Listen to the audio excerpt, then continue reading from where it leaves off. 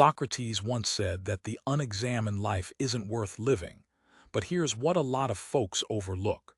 Just thinking about your life without doing anything about it is really just mental entertainment. Right now, as you're watching this, there's a conversation happening inside your head. Maybe you're replaying some embarrassing moment from yesterday, stressing over that big presentation tomorrow, or just judging what I'm saying right now. That inner voice has been running your life for way too long. But what the ancient Stoics figured out and modern neuroscience now confirms is that you are not your thoughts. You're the awareness behind those thoughts, the consciousness that's observing them. You're the one with the actual power to decide which thoughts you give energy to and which ones you can dismiss like unwanted guests crashing a party. Here's where most people get stuck. They read inspirational quotes on Instagram, feel a burst of motivation for, say, 7 minutes, then slide right back into old habits. Knowing stuff without actually applying it is pretty much just fancy procrastination. Today, we're taking things a step further, moving past just good feelings and catchy sayings, diving into 8 tested and true strategies that have helped humans handle chaos for more than 2,000 years. The Stoics understood something that modern self-help tends to miss. True control doesn't come from trying to manage external circumstances. Instead, it's about mastering how you respond to them. When you get your inner world organized, when you learn to act from a place of calm clarity instead of emotional knee-jerks, everything else starts falling into place. What makes Stoicism powerful is that it works quietly, kinda like a secret weapon. You don't need to broadcast your transformation on social media or wait for the perfect time to start.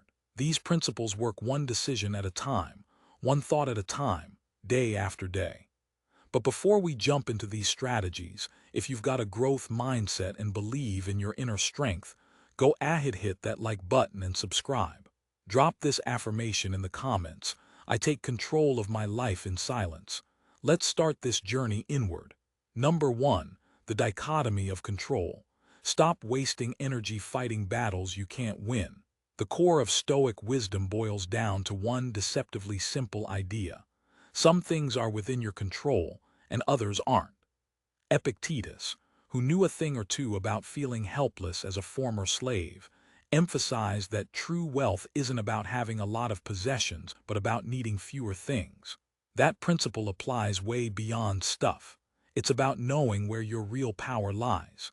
Take a moment to list everything that's stressing you out: your boss's unpredictable moods, your kids' choices, economic worries, what your relatives say about your career, tomorrow's weather, how attractive you think others find you.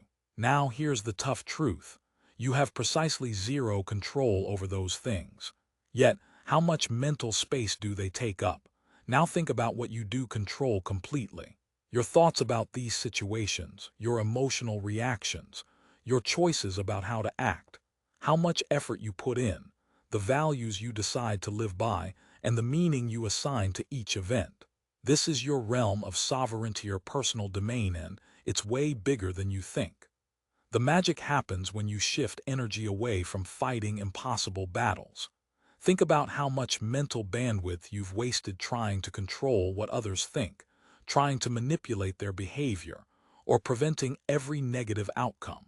That energy is like currency. When you invest it into your actual sphere of influence, the returns are incredible. Marcus Aurelius, the Roman emperor who ruled while keeping his inner peace, constantly reminded himself, stay grounded in the present. That's where your real control lies. The past is gone, the future's unwritten, but the moment you're in right now, that's where you hold all the power. Here's a practical tip. Create 2 columns, one labeled my control and the other not my control. Every time stress hits you, write down what's triggering it. For anything within your control, take one concrete step, something real you can do right now. For everything outside your control, practice acceptance and let it go. You'll notice something remarkable. Your anxiety drops because you're no longer fighting impossible fights. Your effectiveness increases because your energy is focused where it actually makes a difference. And your relationships get better because you stop trying to control other people. Your confidence grows because you're exercising your true power. Living this way isn't about resigned passivity, it's about strategic focus. When your efforts align with what you can influence, you become unstoppable where it counts. Now, number 2, gaining the big picture perspective of view from above. Marcus Aurelius wrote these words in the middle of plagues, wars, and betrayals. You have power over your mind, not outside events. Realize this, and you will find strength. Changing how you see things literally changes your reality. So here's the trick. Expand your view outward, zoom out mentally, and see your challenges from a wider angle. Right now, picture yourself in this moment. Now, imagine zooming out from where you are. Your neighborhood, your city, your state, your country, then the entire planet floating in space, part of the galaxy, a tiny speck among billions. How significant do your worries seem from that distance? This isn't about denying real problems or pretending they don't matter. It's about right-sizing them so you can respond clearly instead of being overwhelmed by emotion. When you're inside a problem, it might feel like the entire universe is crashing down. When you step back, solutions often become visible that were invisible before. Ancient Stoics called this the view from above, and neuroscience confirms it works. When you mentally step outside your situation and look at it as if you're advising a friend, your prefrontal cortex, your rational thinking center, becomes more active, and your fear center, the amygdala, calms down. Knowledge is power, and this neurological shift changes how you process what's happening. Seneca, a wise Stoic, understood this well. He knew that most suffering doesn't come from what actually happens, but from the stories we tell ourselves about those happenings. When you view your problems from above, you see that those stories are just interpretations and not absolute truth. Next time life throws a big challenge at you, ask yourself, how will this matter in 5 years? What advice would I give my best friend in this same situation? If I were watching someone else face this, what would I tell them to do? Is there an opportunity here I can't see from ground level? William James, a famous psychologist, once said, "The greatest weapon against stress is our ability to choose one thought over another." The view from above puts that choice in your hands. Make it a daily habit. When you're stuck in traffic, zoom out. When someone triggers your anger, step back. When worries about money or relationships bother you, gain that broader perspective, and not to escape reality, but to see it more clearly. Over time, this practice builds emotional resilience, and the more you train yourself to look beyond immediate problems, the less power they have over you. Number 3, turning obstacles into the path. Think of resistance not as something to fear, but as the very thing that pushes you forward. Marcus Aurelius said, "The impediment to action advances action. What stands in the way becomes the way." That's a game-changing idea. Every obstacle isn't just an annoyance, but a curriculum for becoming stronger and wiser. Just as muscles grow stronger when they face resistance, your character, skills, and resilience are forged through adversity. These challenges you face aren't random punishments or signs you're on the wrong track. The resistance needed to help you grow to the next level. Right now, think about something in your life that feels like a roadblock, maybe money issues, a tough relationship, health problems, setbacks at work, or personal limits. Traditional thinking sees these as problems to be vanquished or avoided. Stoics see them differently. They see these obstacles as valuable information and part of your learning process. Ryan Holiday, drawing from Marcus Aurelius, teaches that there's no such thing as good or bad events on their own, only perception matters. Every hardship contains seeds of growth, but only if you're willing to work with it instead of resisting it. Here's an example. You lose your job unexpectedly. The first instinct might be fear, anger, or shame. But consider this. Maybe that obstacle is steering you toward a career that better fits your core values. Maybe it's pushing you to develop skills you'd never have learned otherwise. Maybe it's shining a light on your financial discipline, exposing your real support network, or giving you the push to finally start that business you've been thinking about. The obstacle doesn't change. your relationship with it changes everything. Ask yourself, what is this here to teach me? Or how can I grow stronger because of this? When you shift from asking why is this happening to me, to what can I learn from this, it transforms your entire experience. William James, mentioned earlier, said, "The greatest weapon against stress is our ability to choose one thought over another." That's what this mindset is all about. A Navy admiral named James Stockdale, who survived years of torture as a prisoner of war, credited Stoic philosophy with his survival. He said, "You must never confuse faith that you will prevail, which you can never lose, with the discipline to confront the most brutal facts of your current reality." It's about reframing your biggest challenges as training programs. If someone is difficult, they're teaching you patience, boundaries, or communication. Financial struggles teach resourcefulness. Health issues teach resilience and what truly matters. It's not about pretending hardship doesn't hurt. It's about choosing to be forged by it rather than destroyed. Start small. Next time you're stuck in traffic, see it as patience training. When technology fails, see it as an opportunity to practice adaptability.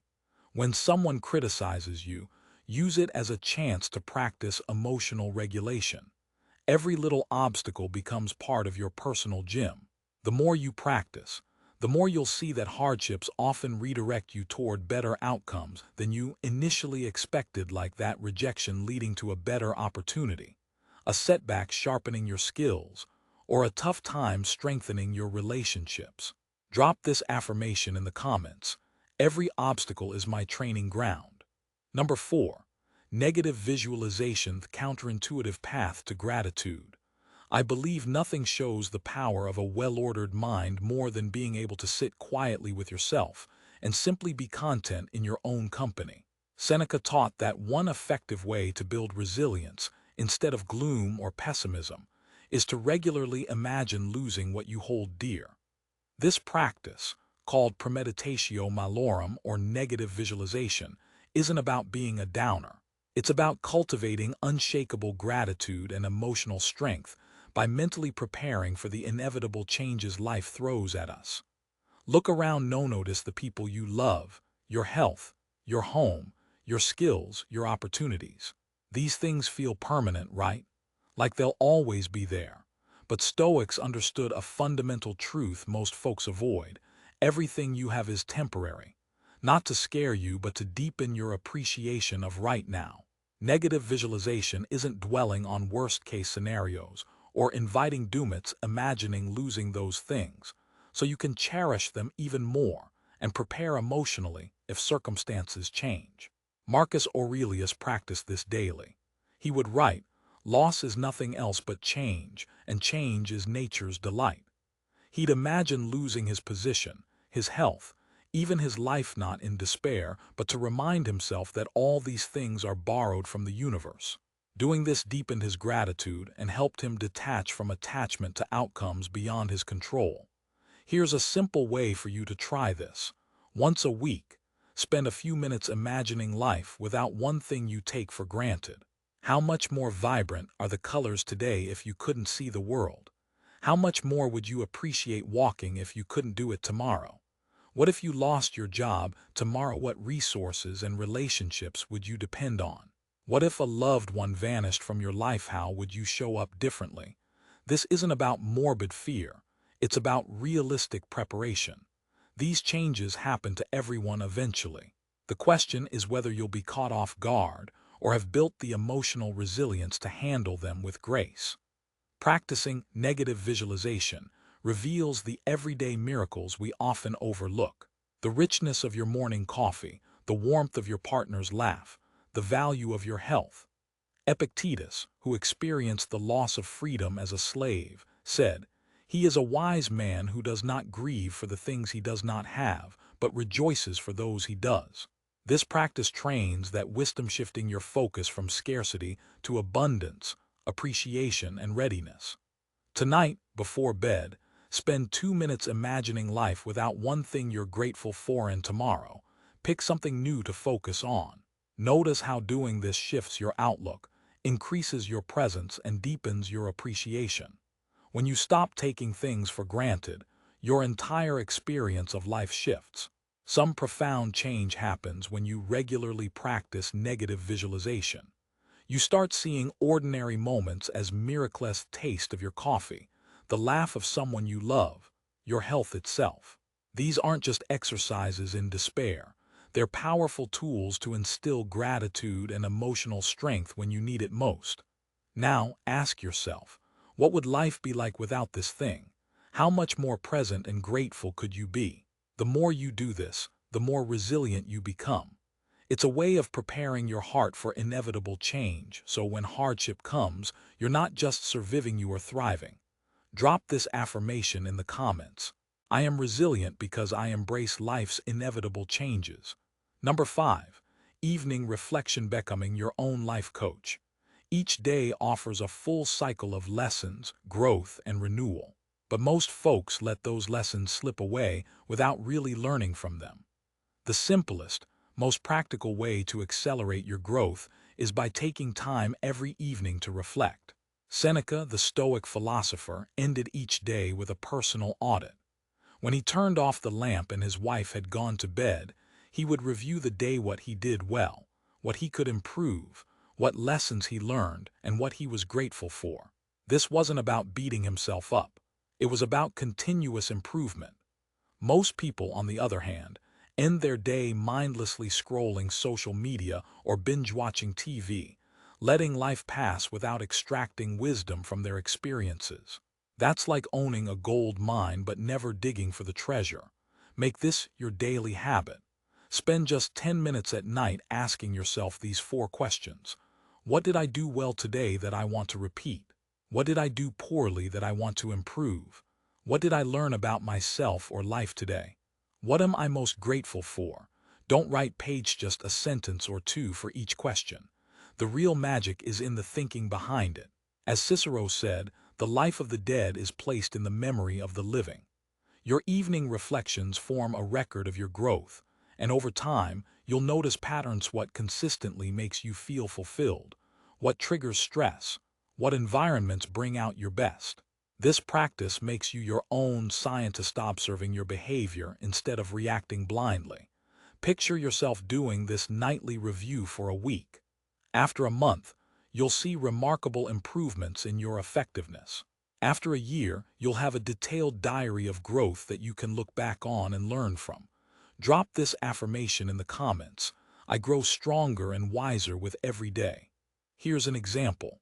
If you had an argument today, instead of feeling bad and brushing it off, reflect on what triggered you, what you could have said differently, what it revealed about your boundaries, and how you might handle similar situations better next time. This turns simple conflicts into powerful lessons. Or maybe you accomplished something meaningful. Instead of just feeling good for a moment, analyze what mindset helped you succeed, what actions made the difference, and how you can repeat that success. This reflection deepens your self-awareness and helps you develop habits that lead to continuous improvement. A key benefit of evening reflection is that it helps you sleep better. When you consciously process your day, your subconscious no longer needs to churn through unprocessed thoughts and feelings. You actually put the day to rest, making space for restful sleep. Here's a simple system. Keep a notebook by your bed. Every night, write down one thing you did well, one thing to improve, one lesson learned, and one thing you're grateful for. Keep it brief. The real power lies in the reflection, not the writing. As Cicero highlighted, the life of the dead is placed in the memory of the living, so use this habit to craft a living document of your progress. Over time, you'll see patterns emerging: what makes you fulfilled, what drains your energy, what promotes your growth. This self-awareness makes you more intentional, more effective, and more aligned with your true purpose. Drop this affirmation in the comments. I am committed to reflection and growth every day. Number 6. The sacred pause. Mastering the space between stimulus and response. Viktor Frankl discovered something profound in concentration camps. Between what happens to us and how we react, there's a tiny space. In that space lies our power to choose how we respond, and in that choice, our growth and freedom reside. The Stoics taught the same centuries earlier. This sixth strategy involves intentionally finding and expanding that crucial gap between trigger and reaction. That's where your deepest strength lies. Right now, someone might say something that triggers anger, hurt, or defensiveness in you. Those reactions can feel automatic, like they happen without your say. But that's an illusion. There's always a tiny window, even milliseconds, between what triggers you and how you respond. Epictetus said, "It's not what happens to you, but how you react to it that matters." Neuroscience backs this up. When your brain registers a stimulus, multiple pathways fire. Most people follow the fastest, primitive fight-or-flight pathway. But you have the power to engage your prefrontal cortex, your rational decision maker, and choose how to respond. Think about the last time someone cut you off in traffic.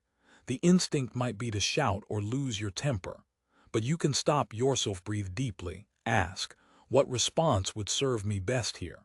Maybe that's compassion, curiosity about what's going on, or simply patience. The same stimulus can lead to entirely different reactions, each producing a different outcome internally and externally. This space between event and response is where emotional freedom lives. When you react automatically, external circumstances control you. When you respond intentionally, you exercise your most human capacity, liberately shaping your attitude and actions regardless of what's happening around you.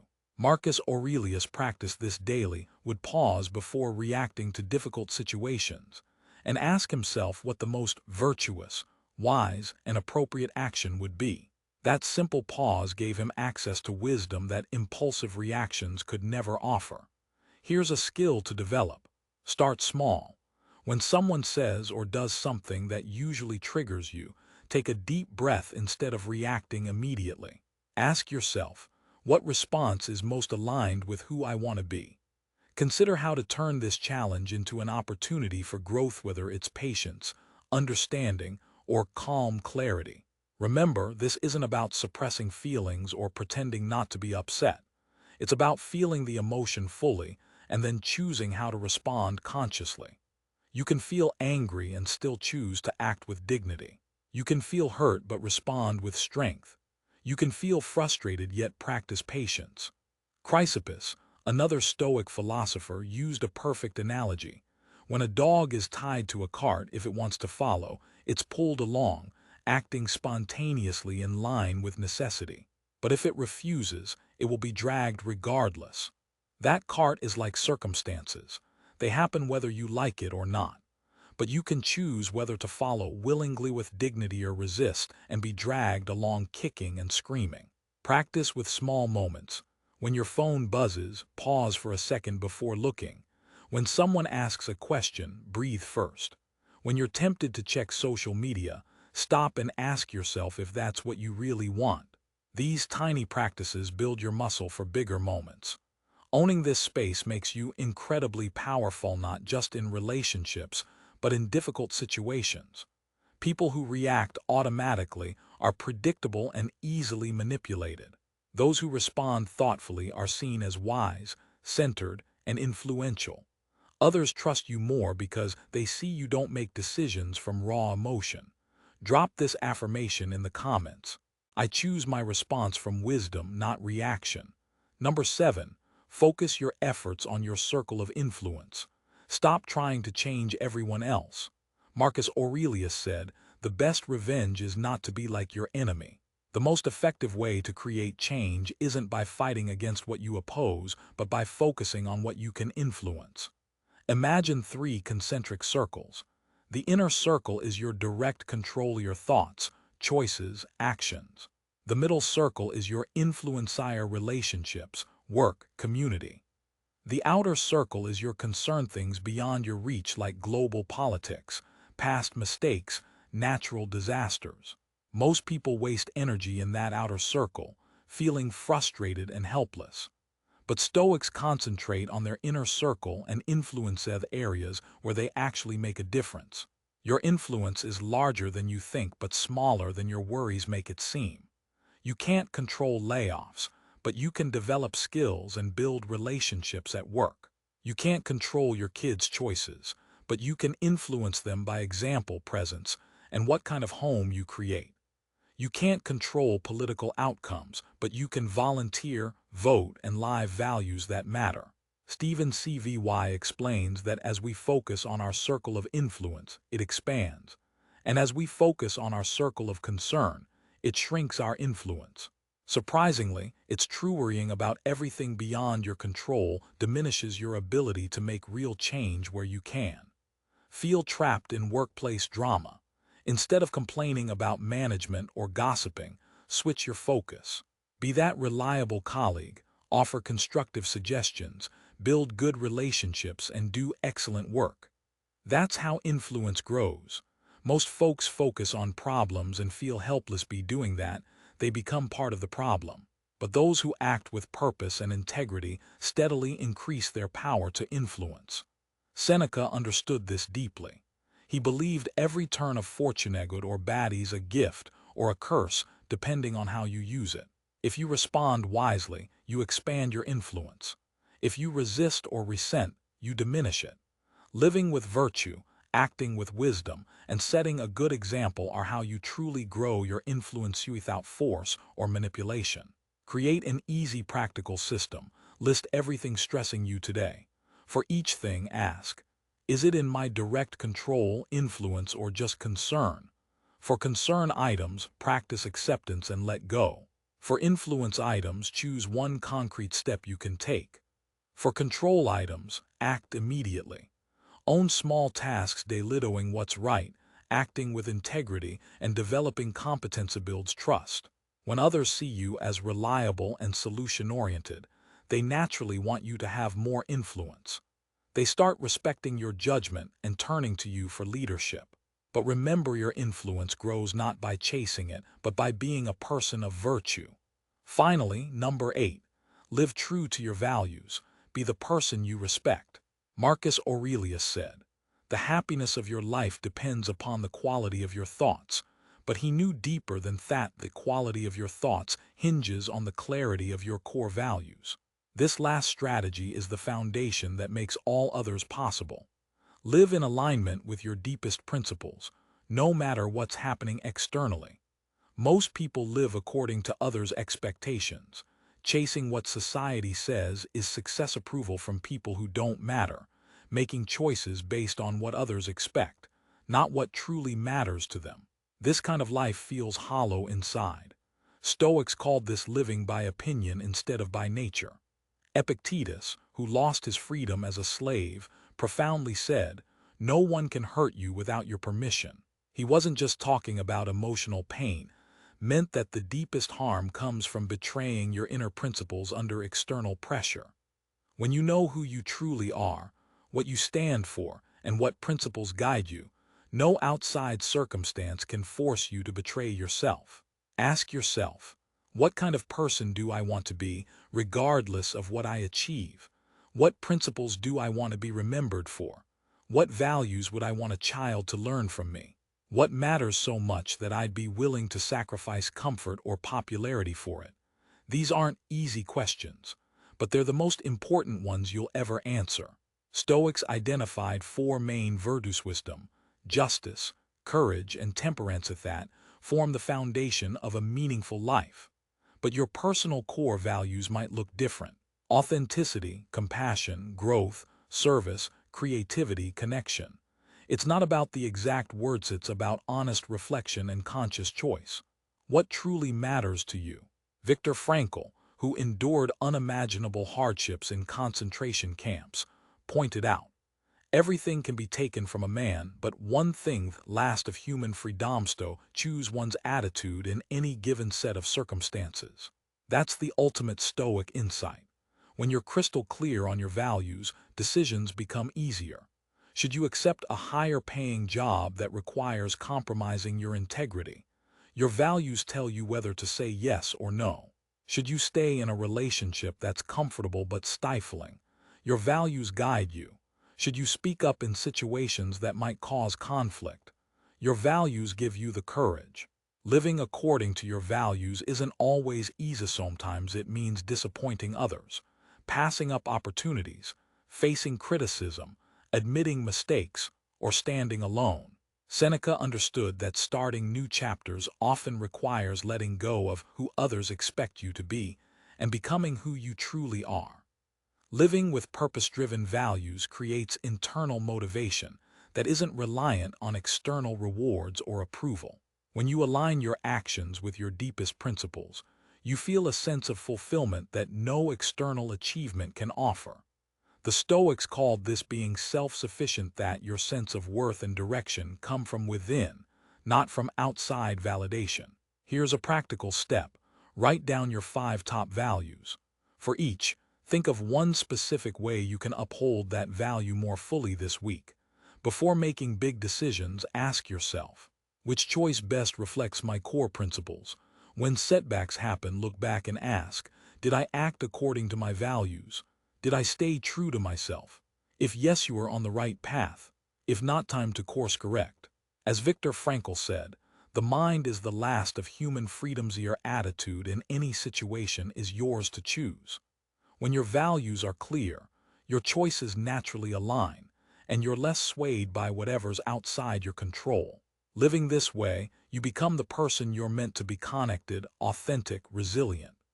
All these strategies on controlling what you can, gaining perspective, turning obstacles into growth, practicing gratitude through negative visualization, reflecting each evening, mastering the pause, focusing your influence, and living your values are not just philosophies. They're practical tools that, when used daily, can transform your life starting today. Historically, these tools help people face the toughest hardships with wisdom and grace. Aren't just ideas, they're battle-tested strategies. Marcus Aurelius reminded himself every day, confine yourself to the present moment. And now, it's your turn. You have the power to choose. You can close this video and go back to old habits, or you can pick one small way to begin applying these strategies immediately. You can let external chaos control your inner world, or you can begin to organize from the inside out. The beauty of Stoicism is its quiet strength. There's no need for fanfare, just consistent, deliberate action. Start by mastering the dichotomy of control with your very next thought. Gaze from the view from above at your current challenge. Turn obstacles into opportunities. Appreciate what you have before it's gone. These aren't just ideas to understand, they're tools to use. They weren't created in comfortable classrooms, but in the heat of life's struggles, destined to give you real solutions for real problems. Your life is waiting for you to take control, not of everything that happens to you that's impossible, but of who you become in response to those things. That's 100% within your power. So start today. Start small. But most importantly, start. Before you go, hit that like button if you found value here. Share this with someone who needs to hear it, and comment below which strategy hits home for you.